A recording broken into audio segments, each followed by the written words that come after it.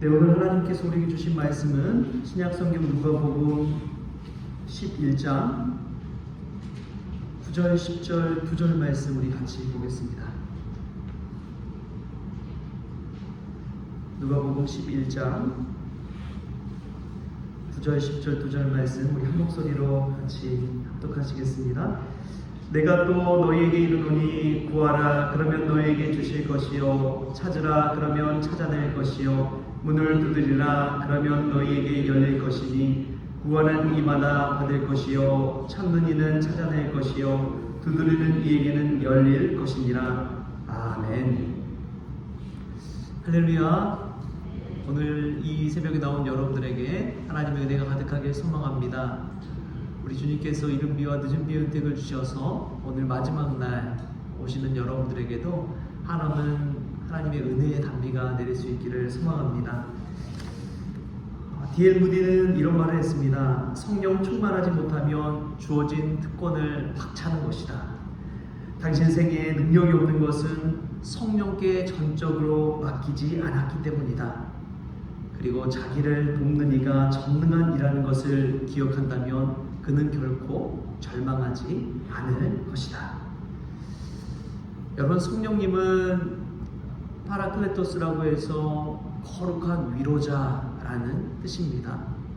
또 카운슬러, 상담가라는 의미도 있고 변호자라는 의미도 있고 또 우리를 돕는 이라고 그렇게 이야기를 합니다. 오늘 이 새벽에 성령께서 이 자리에 오셔서 우리를 위로해 주시고 우리를 도와주시고 우리의 마음을 상담해 주시는 귀한 은혜가 있기를 좋으신 예수님의 이름으로 축복합니다. 말씀에 의지해서 보면요, 성령이 얼마나 감사한지요. 로마서 8장 26절에 보면 이렇게 말씀하고 있습니다. 성령도 우리의 연약함을 도우시나니 우리는 마땅히 기도할 바를 알지 못하나 오직 성령이 말할 수 없는 탄식으로 우리를 위하여 친히 간구하시느니라. 할렐루야. 이 시간에도 성령께서 말할 수 없는 탄식으로 우리를 위하여 간구하시는 줄 믿습니다. 오늘 말씀 보면 누가복음 11장 말씀인데요, 예수님께서 기도에 관해서 말씀하신 귀한 말씀입니다. 우리 말씀 본문에는 나오지 않았지만 구하고 찾고 두드리는 이 간절함을 가지고 기도할 때 하늘아버지께서 주시는 것이 있습니다. 우리 11장 13절 말씀 같이 한번 읽어볼까요? 성경 말씀에 나와 있는 누가복음 11장 13절 말씀.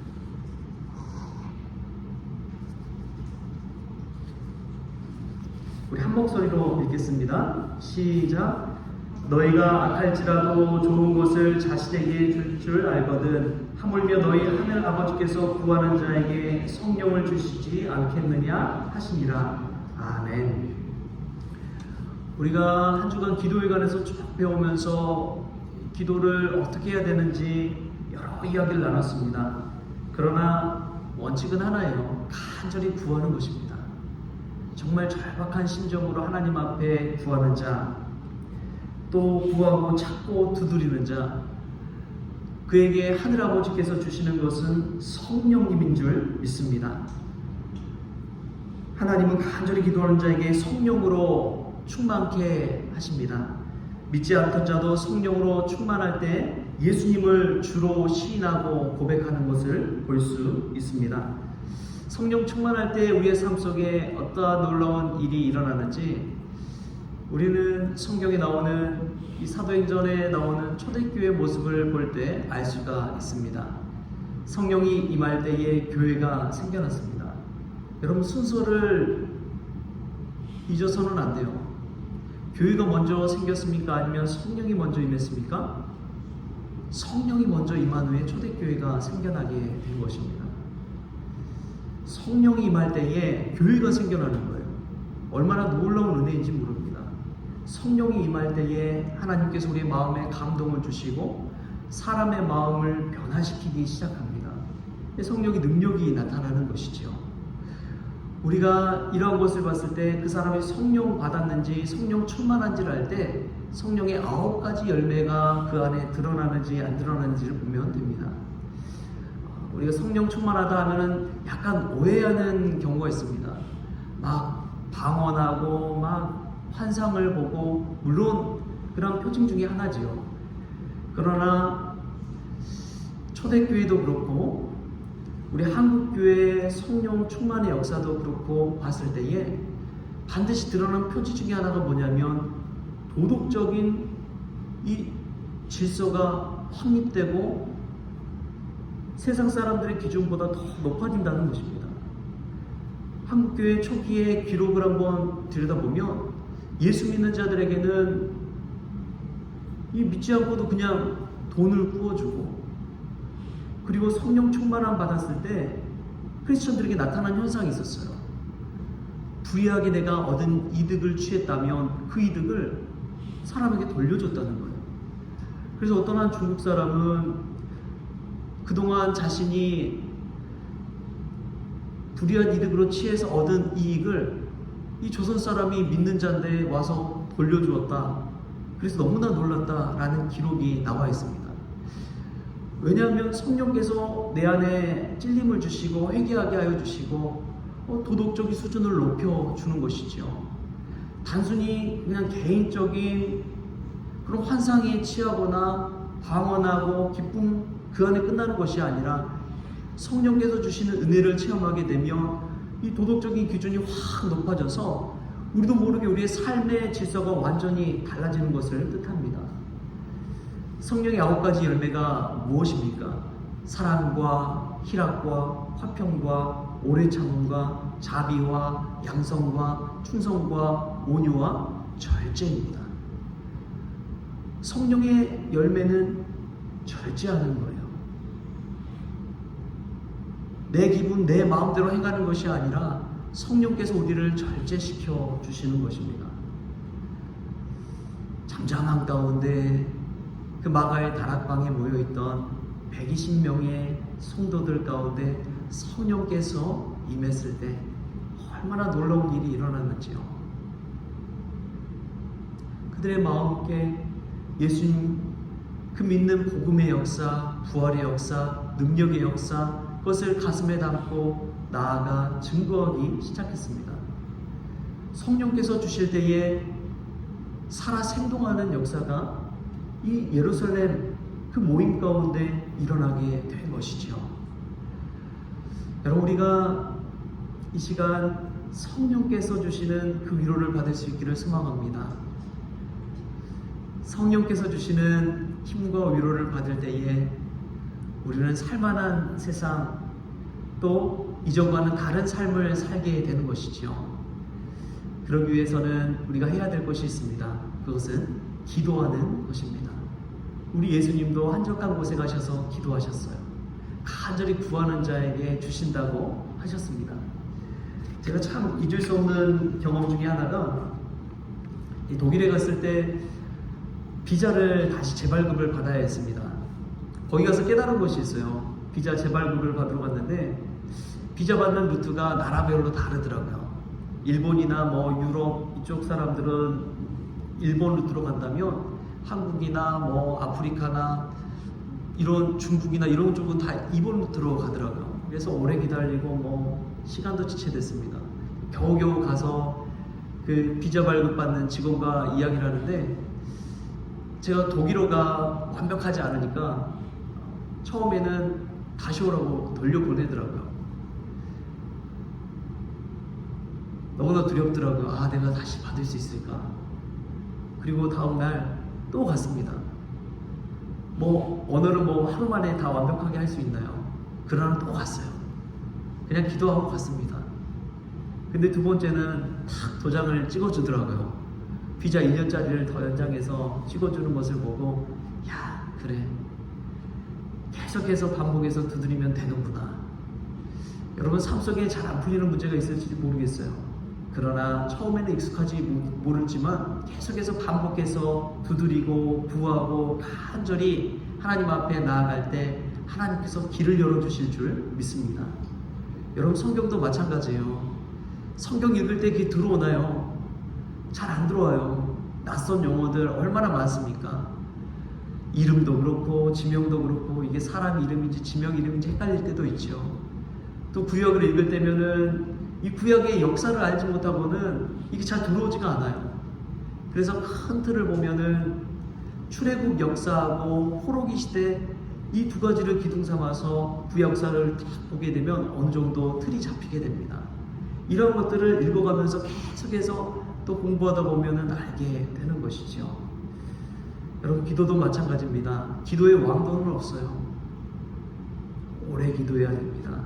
깊이 있게 기도해야 됩니다. 끈질기게 기도해야 됩니다. 교회는 무엇으로 세워지느냐? 무릎으로 세워진다고 했습니다. 무엇으로 교회가 세워진다고요? 무릎으로 세워지는 거예요. 교회는요, 재정으로 되지 않는 거예요. 무릎으로 교회는 세워지는 것입니다.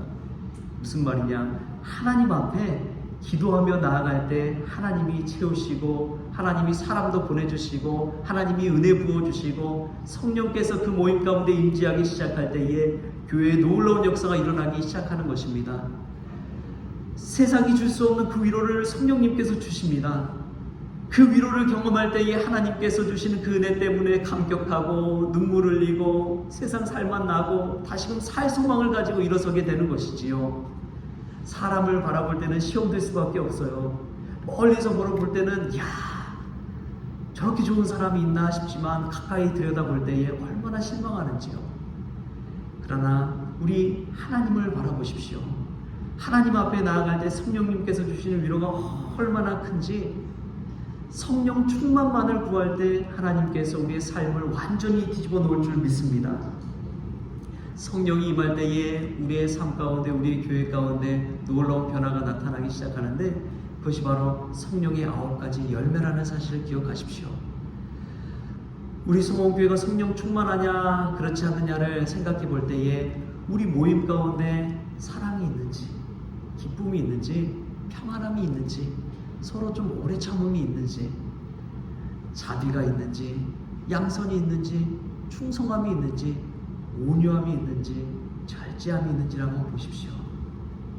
내 안에 그런 마음이 없다면 오늘 이 시간 성령 충만함을 구할 수 있기를 소망합니다. 성령을 구할 때에 성령께서 우리의 마음에 오셔서 우리를 다스려 주시고 우리를 위로해 주시고, 내가 너를 사랑하는데 무엇이 더 필요하냐? 너를 위해 내가 십자가에 달려 죽기까지 했는데 너는 무엇이 그리 필요하냐? 나로 만족 못하겠니? 나 하나로 만족 못하겠니? 우리 예수님께서 그런 말씀을 주실 때에 얼마나 마음의 위로가 되는지요. 여러분, 더 무엇이 필요해요? 예수님께서 우리를 위해 죽으셨는데, 우리의 죄를 해결하시고 담당하시고 우리를 위해 죽으셨는데 무엇이 더 필요합니까? 무엇이 없어서 그렇게 아둥바둥하나요? 우리가 구하는 것 없으면 살 수 없습니까?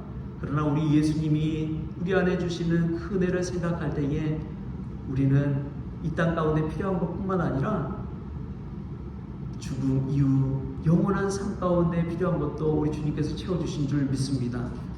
그런 마음으로 오늘 간구하시고 성령 충만함을 구할 수 있기를 소망합니다.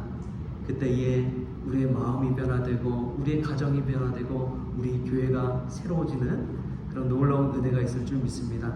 그러한 은혜가 저와 여러분에게 있기를 주신 예수님의 이름으로 축원합니다. 하나님 아버지, 감사합니다. 응답 믿기만 하라 라는 주제를 가지고 가을 특별 새벽 기도를 진행했습니다. 첫날부터 마지막 날까지 주님께서 은혜 베풀어 주시고 말씀하여 주시고, 특별히 마지막 날 성령 충만의 은혜를 부어주신 줄 믿습니다. 하나님, 우리가 기도하며 간절히 구할 때 우리는 알지 못하나 우리를 위해 친히 탄식으로 기도하시는 성령님이 계시다는 것을 늘 잊지 않게 하여 주옵소서. 때로는 기도의 자리에 나가지 못할지라도 주님, 일상 가운데 주님께서 도우셔서 다시금 기도하는 마음, 기도의 입술을 열어주시고 기도의 자리로 나오게 하여 주셔서 온전히 주님 배우는 역사가 있게 하여 주옵소서. 오직 구할 것은 성령 충만인 줄 믿습니다. 세상 것 구하지 아니하고 성령 충만함을 구할 때에 우리의 가정과 우리의 교회와 우리의 일터가 하나님의 은혜로 큰 은혜를 맛볼 수 있도록 주님 주장하여 주옵소서. 이제는 우리 주 예수 그리스도의 은혜와 하나님 아버지의 놀라우신 사랑과 성령님의 감화감동 교통하심이 수능을 본 우리 수험생들 위해 또 우리 자녀들 위해 그리고 성령 충만을 구하는 우리 모든 성도님들 한 분 한 분 위해 그들의 가정과 직장 위에 이제로부터 영원토록 함께 없시기를 간절히 축원하옵나이다. 아멘.